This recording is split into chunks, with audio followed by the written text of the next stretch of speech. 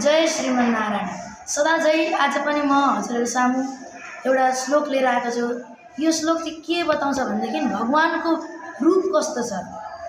कस्तूरी तिलकम ललाटपटले वक्षस्थले कौस्तुभम नासाग्रे वरमौक्तिकं करतले वेणुकरे कंकडम सर्वांगे हरिचंदनं सुललितं कंठे च मुक्तावली गोपास्त्री परिवेष्टितो विजयते गोपालचूडामणि भन्नाले निधारको बिचमा चाहिँ कस्तुरी मृगको शरीरबाट उत्पन्न भएको कालो रङको कस्तुरी तिलक लाउनु भएको, छातीमा चाहिँ श्री चिन्ह जसलाई कस्तुभ मणि भनिन्छ हो त्यो धारण गर्नुभएको।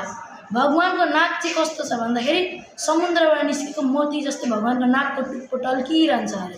अनि हातमा चाहिँ भगवानको वेणु यानि कि बाँसुरी राखेको भएको छ अरे। सर्वाङ्गे हरिचन्दनम सुललितम कण्ठे च मुक्तावली सबै अङ्ग अङ्गमा भगवानको पुरै जिउभरि श्री चन्दन यानि कि सर्वाङ्गे हरिचन्दन लाउनु भएको छ अरे भगवानले। अनि कण्ठे च मुक्तावली कण्ठ घाँटीमा चाहिँ मुक्तावली नाम गरेको माला लाउनु भएको छ अरे। गोपास्त्री परिवेष्टितो विजयते गोपालचूडामणि त्यस्ता गोपीहरूले घेरिएका